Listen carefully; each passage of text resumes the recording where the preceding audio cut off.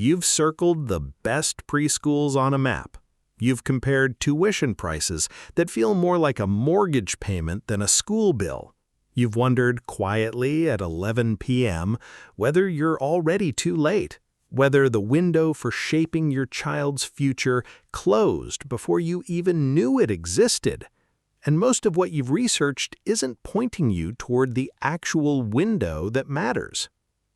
Here's one of the quietest findings in developmental science. The first 5 years of your child's life build more of the physical brain she will use for the rest of her life than any other stretch of time that follows.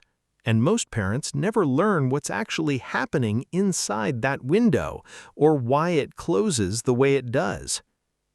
You've seen the signs already, even if you didn't know what you were looking at. The way your 2-year-old suddenly strings 3 words together after weeks of babbling.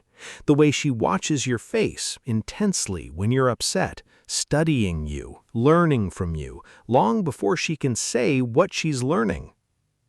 Researchers at institutions including Harvard's Center on the Developing Child have spent decades mapping exactly what's happening in that 5-year window, and what they found changes how you should think about every single day you spend with your child right now.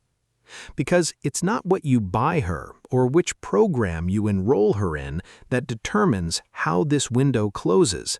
It's something happening in thousands of ordinary moments you're already living through.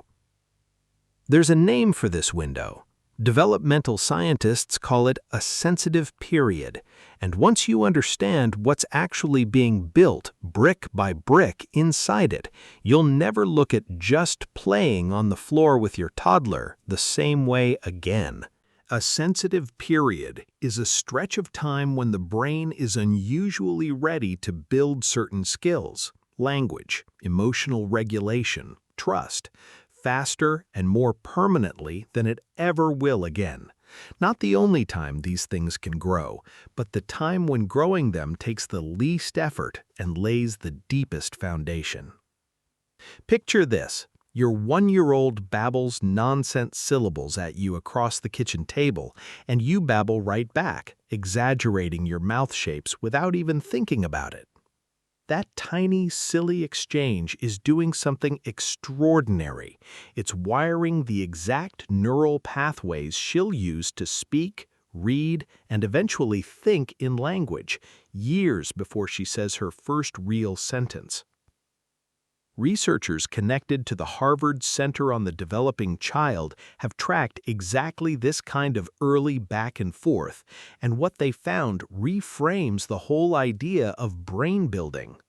It was never about how many words you say to your child or how expensive the flashcard set is. It's about the responsiveness, whether you notice her reach, her babble, her stare, and answer it back in real time, again and again.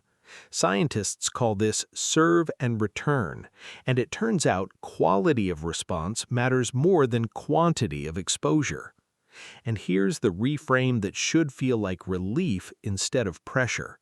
You don't need a curriculum to build this. You don't need a subscription box or a certified program. The 5 years that shape your child's brain most are built entirely out of ordinary moments. The babble across the table, the peekaboo, the way you answer her pointing finger with a word. It's available to any parent in any home, using nothing more than your attention and your willingness to answer back. In 1990s, researchers Betty Hart and Todd Risley spent years sitting quietly in the homes of dozens of families, recording every single word spoken to young children, month after month, family after family. What they found wasn't really about wealth or education. It was about something simpler and stranger. Some children were hearing millions more responsive back-and-forth exchanges than others, purely based on how often the adults around them turned a baby's babble or point into a real conversation. Years later, those early differences in responsive talk showed up again in vocabulary, in school readiness, in confidence walking into a classroom. Here's why that matters for you standing in your own kitchen right now. Every time your toddler points at the dog outside and you say, "Yes, dog, big dog, he's barking," you are doing exactly what those researchers were measuring. You're not just filling silence, you're building the wiring she'll use to read a sentence at 7 and argue her point at 15. So, here's how you use this window without overthinking it. Step 1. Narrate the ordinary. When she stares at the ceiling fan spinning, say what you see. The fan is spinning fast, round and round, out loud, right then. Step 2. Answer every reach. When she lifts her arms toward the dog trotting by, scoop her toward it and name what she's reaching for. Step 3. Wait for her turn. After you speak, pause a full 3 seconds, giving her space to babble, gesture, or try a word back, even if it's just a squeal. No tablet has ever paused to wait for a toddler's answer. No app notices the exact moment she points at the fan. This is a kind of building only your voice and your attention can do, and no product will ever replace it. Remember the tuition prices, the circled preschools on the map, the 11 p.m. worry that you're already behind.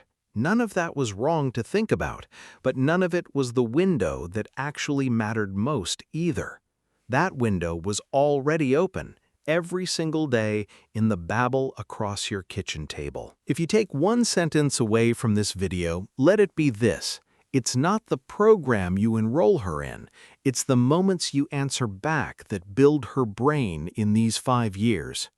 And if you're watching this, if you're the kind of parent who pauses a video about brain science to think about your own toddler's babble, your own kitchen table, your own pointing finger at the dog outside, that already tells you something. You are exactly the kind of present, attentive parent this research is describing. Not perfect, present. That's the whole game.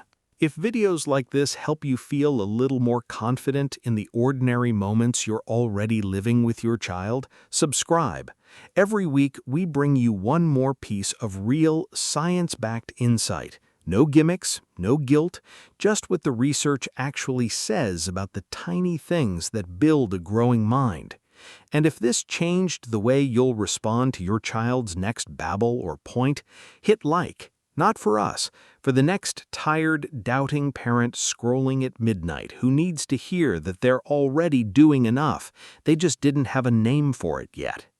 So tonight, when your toddler points at something small and ordinary, a fan, a dog, a shadow on the wall, remember what that moment really is.